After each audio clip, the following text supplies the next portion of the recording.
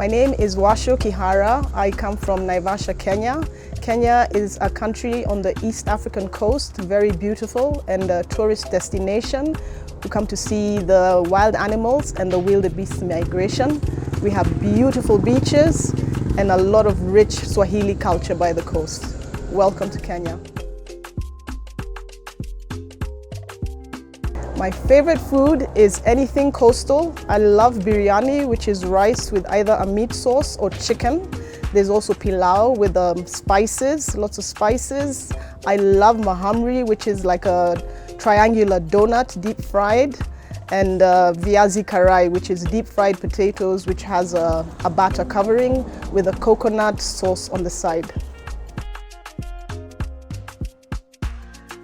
I love anything by Yusundu. I love his music, 7 Seconds by Nene Cherry. I also like listening to jazz by Earl Clue, Bob James, and anything relaxing, soul music from the 80s and 90s. It gets me going and helps me focus and gets my creative juices flowing. My favorite heroine is Wangari Maathai. She was a first Kenyan doctor. She was an environmentalist, political activist, and I love her because she stopped the building and destruction of Karura Forest, and she's the first African woman to win a Nobel Peace Prize. Yeah, so she's a great inspiration to me. I love Calvin Klein. I love his simplicity and clean lines. I also love Giorgio Armani, just timeless elegance, and also Ralph Lauren. Just simple pieces, and yeah, they inspire me a lot. My brand is Kangadelic, and Kangadelic symbolizes the color and vibrancy of Kenyan coastal culture and lifestyle through contemporary clothing and accessories. We have a passion for fashion and a love for the environment. Okay, so Kanga is a traditional fabric from East Africa, Kenya and Tanzania and Zanzibar. It was found like ages ago, centuries ago, and it was thought to have been brought in by the Portuguese. It's named also after the guinea fowl, which is a kanga. It's called kanga also because of its bright, colorful plumage. And so kanga is native to East Africa, and I love it because of the history. Delic is from psychedelic, the movement in the 70s, where people were wearing these bright, colorful clothes, which was thought to be like color clashing, so like pinks and oranges. And the kanga has evolved into like bright, colorful prints. Before it was just like 2 colors, but now it's like really evolved and it's really nice. So I fused the two to make it Kangadelic and to speak about the history and culture of Kenya. From the age of 11, I always wanted to be a fashion designer. I tried different businesses and different business names, and I founded Kangadelic in 2015. I had stopped for a while, and then my aunt gave me the push and said, "You were really good, why don't you go back?" So we founded Kangadelic in 2015, and yeah, we've gone from strength to strength, from selling to friends and family to selling on online platforms and exporting our products.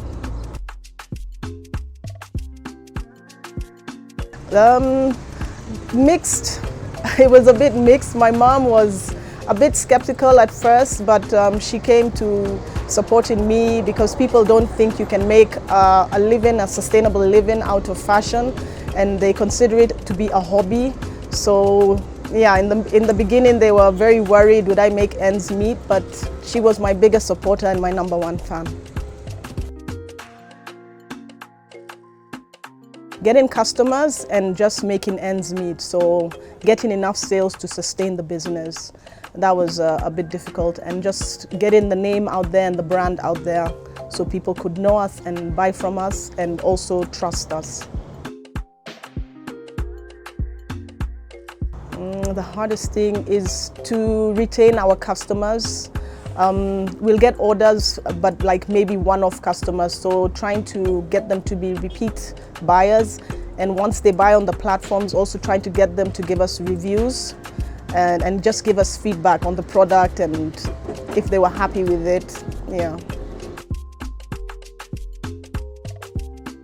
I really love, when I lived in Mombasa, just going down Biashara Street, which is where you get the kangas, and you're trying to dodge like the tuk-tuks and people carrying all the things on their backs, and just going and seeing the new prints, different prints, trying to decide which one shall I buy and what shall I make from it. So just, I mean, it's just so exciting. And also now that I'm not in Mombasa, when they send them on email, and I just see the prints and, just trying to decide, okay, which one. You want to buy them all, but, just, you have to narrow it down and be practical. Yeah. Here at my shop, I work with my son who runs the shop when I'm away. We outsource our labor, so we have different tailors who make different things for us. One is a main production line in Nairobi, and I believe there are like 10 people, and then we work with another person who does our home decor, a lady based here in Naivasha.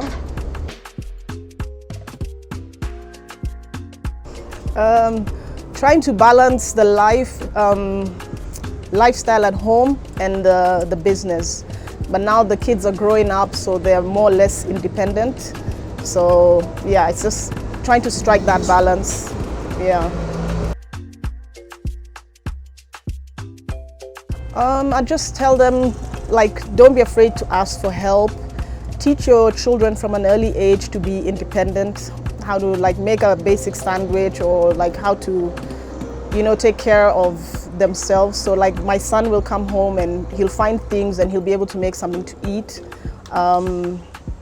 What else?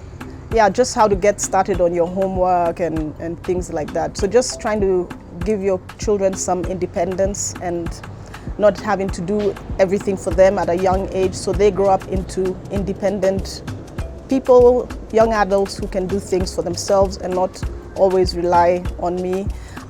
When I do take trips, like my daughter, she's now like 21, so she'll come and run the shop and run the home and take care of her younger brother. So yeah, just having a good support system around you with people who can be able to help you.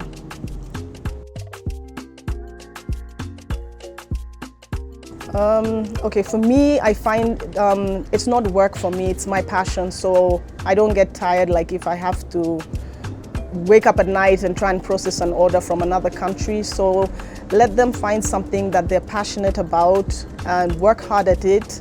Don't give up, and I think job satisfaction is more important than job security. So if it's something that you love doing, then just do it with all your heart.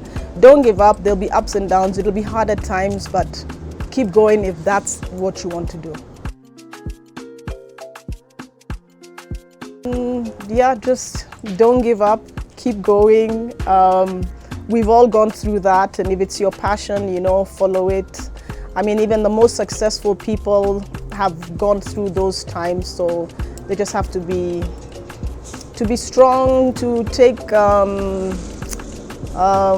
comfort reading, like if they're Christians, read the Bible, talk to God, and just get some encouragement there.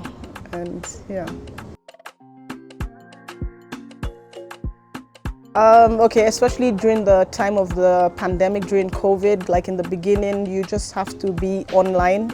You do not, someone once told me, you do not go online, you live online. So you have to be online like throughout, and put your brand out there, posting on social media. Networks are very helpful. So we've worked with the ITC She Trades, who have given us like trainings one-on-one.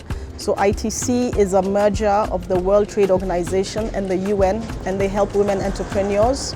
So they give you like online trainings. We've had a photographer we worked closely with give us tips on photography, on posting, on social media content. So yeah, just be online, seek out these associations. She Trades is free of charge. You just need to sign up, and there are all these online courses. So you go at your own pace, and you're able to get a certificate which you can upload onto your LinkedIn profile. So I would say to anybody, any women entrepreneur, join She Trades, ITC She Trades. And there's Ecom Connect, which is a part of ITC, and they do e-commerce, and that's for women and men. And they have like useful trainings, Ask the Expert, and different workshops and webinars. Anka brought me, I really like it because you're able to, I had a client who was interested in purchasing some products, and there's the facility of being able to translate. They'll write to me in French and it'll automatically translate into English. So you're able to communicate as opposed to trying to go maybe to Google Translate and everything. So I like that. I like that you're able to customize a product. I had a client from the US who wanted something and we didn't have the color they wanted. So they were prepared to wait. And as long as you just communicate with them, and Anka would always like send me an email, have you shipped, to just keep the client informed, and just working with you every step of the way and just helping you. And just the trainings that they have, we had one like 2 days ago, how to prepare your shop for the summer with Winnie, and that was really helpful. So I mean, it's so personalized, it's a personalized service, and the rates with DHL are very favorable. So yeah, I mean, it's really great, yeah. And you're not charged to list your products like other platforms, like Etsy, you're charged as you list a product. So this, you can list as many as you like, and there's no charge for that. I really like the shipping profiles that they've given, the shipping solutions, and they've recently introduced one for all the different countries, many different countries. So it's just so much easier to be able to get shipping prices from there. And yeah, the direct payment, I didn't know about the direct payment, that you can send someone outside of the platform a link to be able to pay you. So yeah, that's really great. I would tell them, get on Anka. It's really great. There's a lot of support in case you don't know how to do things. And yeah, it just reaches a lot of people, diaspora from different countries, which I wouldn't normally have sold to. Like I sent something to New Caledonia. I'd never heard of New Caledonia. So yeah, it's just great, just the different countries you can sell to, and the different stockists that I've seen from different African countries, and I get really inspired by the different creations that they have. Yeah, so it's just really interesting. I saw someone who had some African print umbrellas, which is really cool, and yeah, it's just a great platform. I would encourage someone to sign up as soon as they can and just try it for themselves. Okay, so when I went to New York now in 2016, I saw all these people with fair trade and things like that. And then someone told me about the UN Global Sustainable Development Goals, the 17 of them, which were very important. And people will buy from you, not just to support someone just to make money, but as long as you're doing something else to help the community around you. So I looked at the global SDGs and thought, okay, which one appeals to me and to my spirit and to my passion, and I found it was the environment. My father was the first African forester in Kenya, and he was passionate about trees. So I just saw the way people, they throw out the rubbish, the recyclables out the windows of their cars. So I thought, how can I make a difference, even just me as a person? So while I lived in Mombasa, I worked with the beach management unit. Those are made up of fishermen, and they would clean the beach every Friday as part of their, because they're Muslims, as part of their Friday prayer sort of thing. And they were burning the rubbish or they were burying it. So I went and I talked to them, and we organized several beach cleanups. And then I joined the International Coastal Cleanup Committee, which has World Environment Day and World Oceans Day, clean up the environment. When I moved to Naivasha, there is the lake, but I thought, how can I sensitize people and touch their lives and help them make a change? So I spoke to a friend of mine, and he gave us a go down where we have a bigger holding center where people can drop their recyclables. I talked with the East African Women's League, and they started bringing their recyclables, and I talked to the management at Buffalo Mall, Naivasha, and they gave us a space to put the bins for the recyclables, and also involve the community, local businesses who sponsored the bins. So yeah, that was that's my passion, keeping the environment clean, sensitizing people, not just throwing their recyclables just indiscriminately, because it'll just start with one person who will throw some rubbish and then people will think, oh, that's a dump site, and then just all of them will start and it'll snowball. So just trying to keep all the recyclables out of the landfill. So I call them recyclables because it's not trash, because it has from trash to treasure. It's something you can sell. So like the cans you can sell, the bottles. We have someone now who's going to buy cartons from us, and she buys the water bottles. So just trying to make people see the value in those things and to care for the environment. We use recycled bags. So from the kanga, we have like offcuts, which we use to make bags.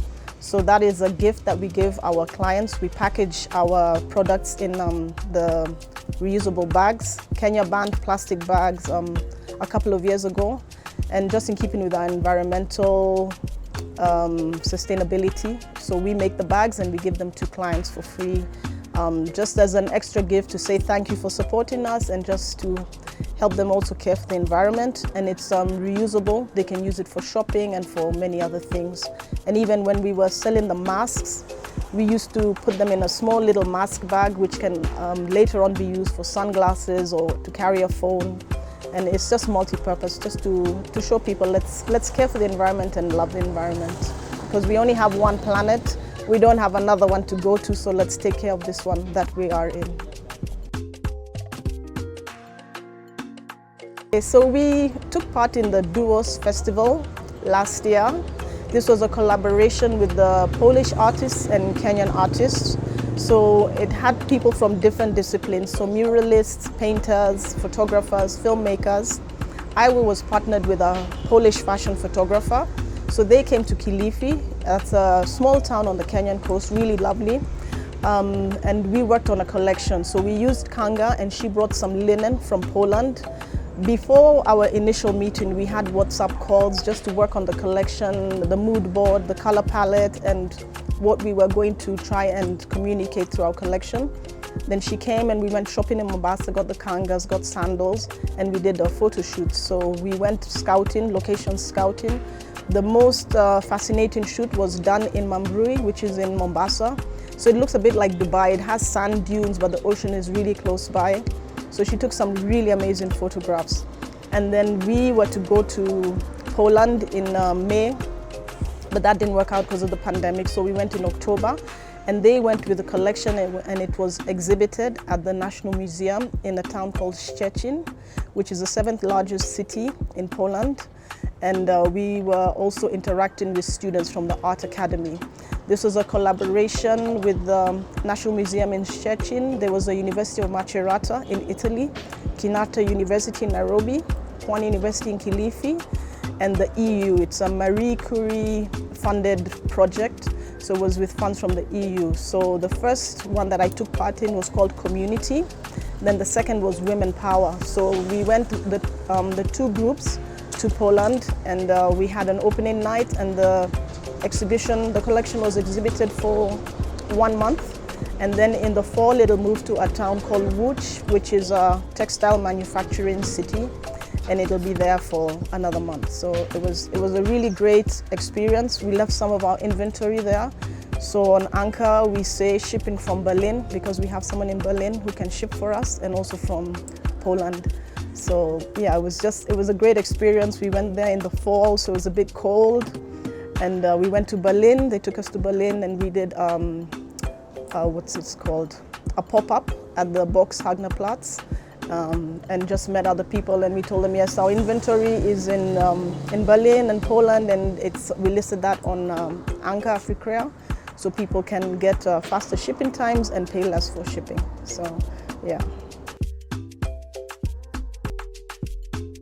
I'll post when I have new products, and then I'll provide the link. So we recently posted some bucket hats on Anka, so I will provide the link to my shop. So whenever there's something new or an interesting product, I'll always provide the link. So I post on Facebook, I post on WhatsApp status and Instagram. and hoping to drive traffic to the stores. We also give discounts. So whenever we have a discount, then we'll say 30% off or 15% off. Yeah, and try and grow visibility and our sales.